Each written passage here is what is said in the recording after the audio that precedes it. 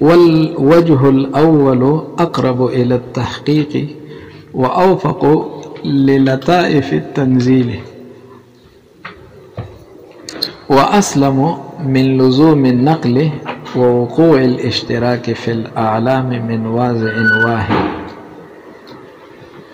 دي زيت أبو ريحان أفيس الديواي والوجه الأول وجه أولا شدا أسماء الحروف اسماء او د سورتونو په اول کې د لپاره راوړل شوی دي چې ایقاظ ته اشاره ده او تنبیه ته. هغه دوه وجې د اعجاز ویلې وکړه.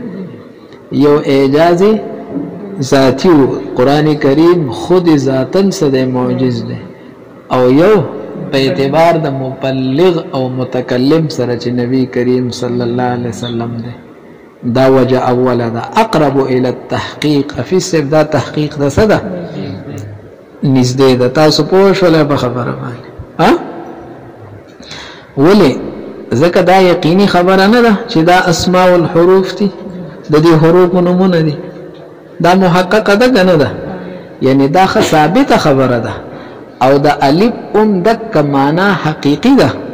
دغه معنا نو دا حقیقت تم نږدې ده، تحقیق تم څه ده؟ ځکه الف وضع دی د خپل مسما دپاره، لام وضع دی د خپل مسما دپاره. اوس دا نور احتمالات چې سوره دي دا خو صرف احتمال دی چې الف لام میم د صورت نوم شي یا د الله نوم شي. پوهېږه په خبره باندې؟ یا الف کې دې ته اشاره یا لام کې دې ته، دا ټول احتمالات دي. او دغه خبره محققه او ثابته ده چې دا د حروفو دپاره څه دي؟ اسماء.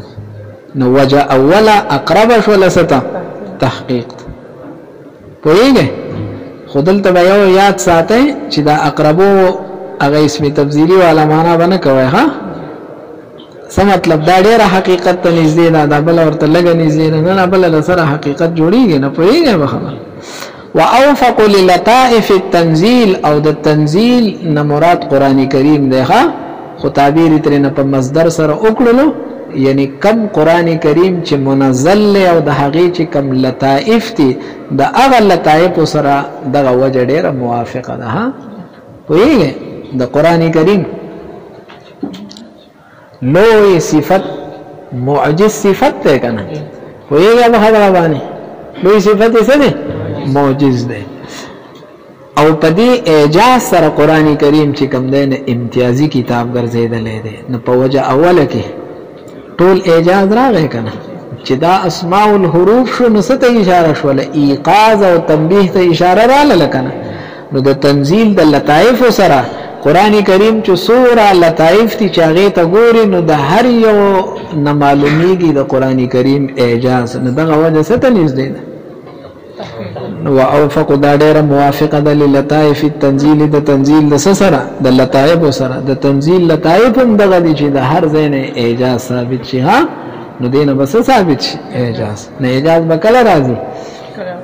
چې الف لام میم اسماء الحروف شي. نو ته به خپل مخاطب ته ووایې چې قرآن کریم خو د الف او د لام او د میم نه جوړ دی، دا خو ناشنا حروف نه دي.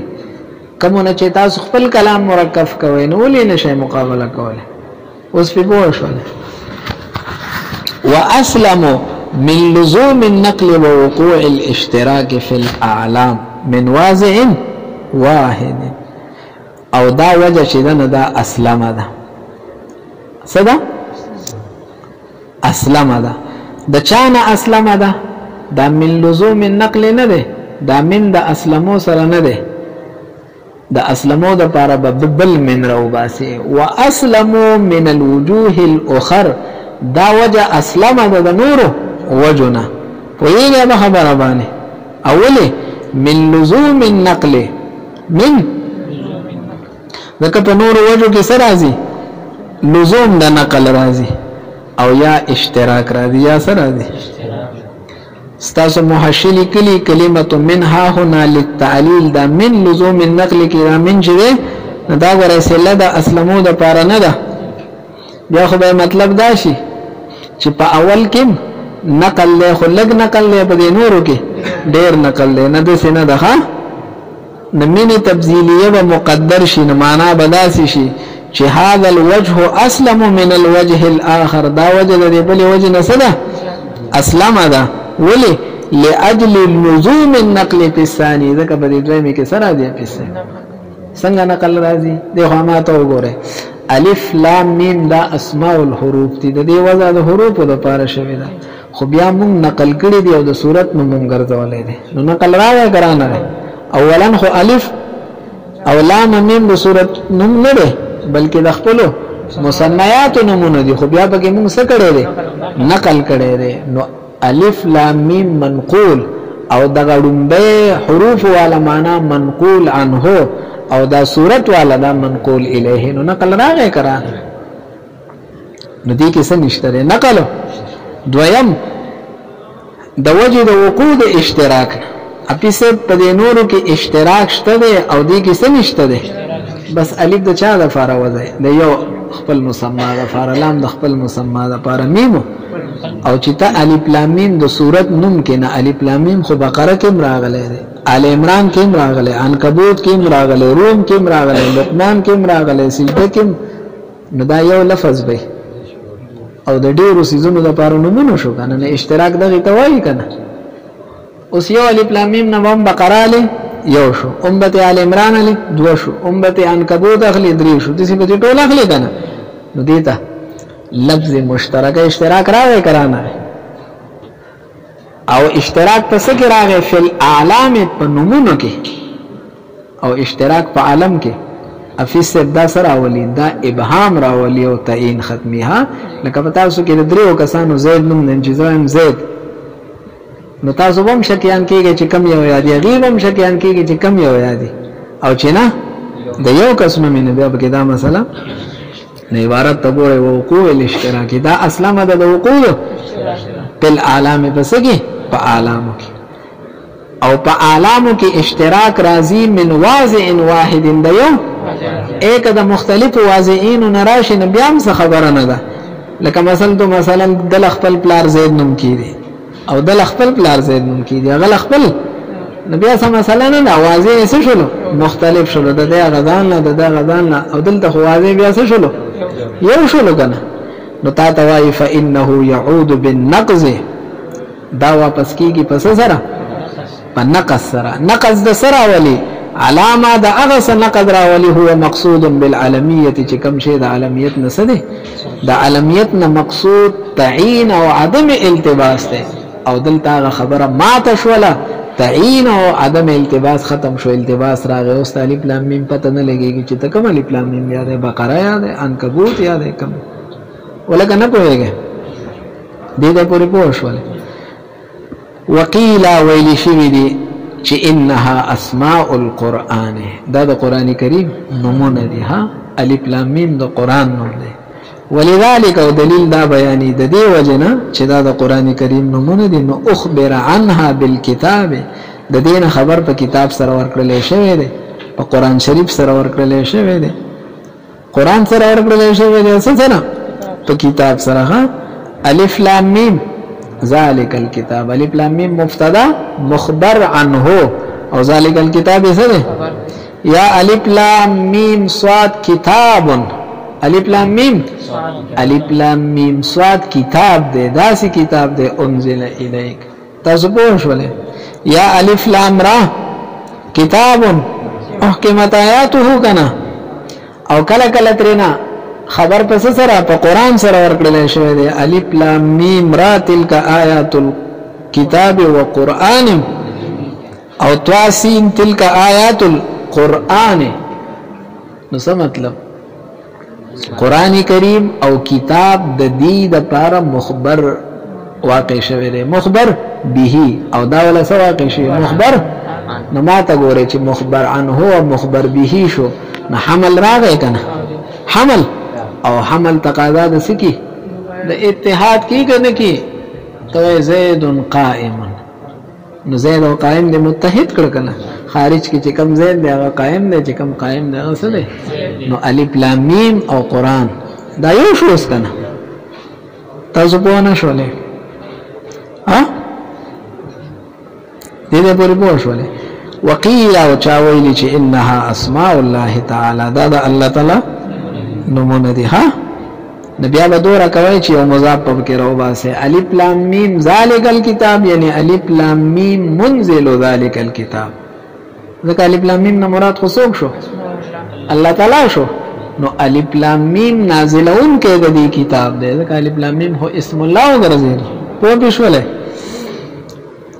ويدل عليه او بدی باندې دلیل دا قول چې ان عليا كرم الله وجهه كان يقول يا كاب ها يا عين صاد علي سے بندا کولا یا کاب ها یا او یا ها میم عین سین قاف نو ندا ست کی الله تعالی تکی ولعله الذي قيل جواب بیانی ولعله اراد شاید علي سے مطلب دای چې یا منزلهما یا کاب ها یا عین صاد معنا اے هغه ذات چې تا دا نازل کړی دی او دغه دی وقيل او چاویلی دی په سب داوله سره الف لام میم کې جوړیږي الالف من اقصى الحلق الف دا اقصى الف نه حمزه ده وهو مبدا المخارج کنا مخارج ابتدا ده څه کیږي حمزه نه کیږي کنا واللام من طرف اللسان ولام ده څه ادا کیږي وهو اوسط هذا مخارجه او میم د شفتنا وهي جمع بينها جمع دا جمع کړل ایمان اشاره ده چې اعلان العبد ينبغي بندل مناسب ده ان يكون اول كلامه واوسطه واخره ذکر الله تعالی چې د کلام اول اوسط او اخر دي سي وقيل انه سر استأثره الله تعالى بعلمه چاویلی دا یو راز ده چې الله تعالی د دې په علم سره مختص او مستبد او مستقل د دې علم چاته هم دا قول زمونږ د احناف ده مونږ متشابهات مبارک وایو دا چې دا یو راز ده ها په دې صرف یو الله پوریږي بل څوک دی نه پوریږي خو چون کې قاضي صاحب شوافی نه ده زمون قول قیل سره سکړلو اوس راشه زمون د قول کې دلیل راغله وقد روي عن الخلفاء الاربعه د سلور خلفاء منقول دي وعن غيرهم من الصحابه ما هغه سترنا منقول دي يقرب منه شغدي قول تنزدي دي ها دي قول ته استاذ محشي نقل کړي روي عن ابي بكر رضي الله عنه انه قال في كل كتاب سر وسر الله تعالى في القران اوائل السور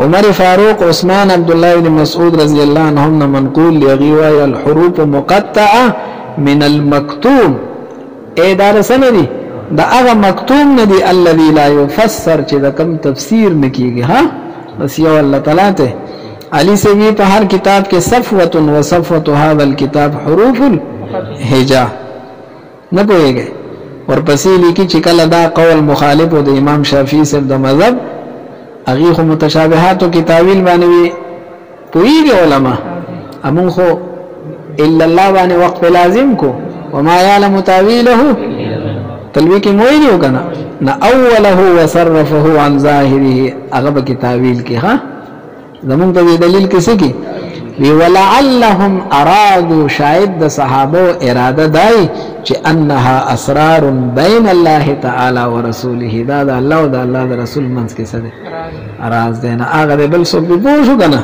ورموز نو داسې دي اشارات دي داسې اشارات لم يقصد بها چې بل سره نه دی اراده شوی ابهام غیره د بلچا ابهام او دلیل کې څه پیش کی وی اذ یبعد الخطاب بما لا يفيد خطاب د خدای له طرف نه پداسي ټکی باندې چې هغه فائدہ نه ورکی دا به پوهیږي نو موږ ورته وایو چې ولې فائدہ نه ورکی ولې اعتقاد الحقیت دا فائدہ نه ده والراسخون في العلم يقولون آمنا به نو د مغیبات نشول چې خدای زمون په ایمان ده کله من عند ربنا دا ټول زمون د رب د طرف نه دي پوه شله به خبره نو توای چې خطاب بعید ده په ما لا یفید سره نو زه درته وایم چې د لا یفید نه تسمرت به پیدا نه ورکی ولی فائدہ نه ورکی فائدې بګي شته د ما لا یفید نه ده ما دې په پوه شوله وصف ان جعلتها اسماء الله تعالى بالقران والسوره دې نه به تاسو ته د دې د اعراب په حواله خبره کی ها پوهېږه به خبره باندې ځکه اول کې تاسو ته ویلو کنه چې دا عوامل ورسره ني نو بیا خو فی الحال مبني خو صلاحیت پکې د مربوان شته دی کنه خو چې کله ورسره عامل ملګری کې نو بیا به باقاعده اعراب به راځي نو هغه اعراب خبره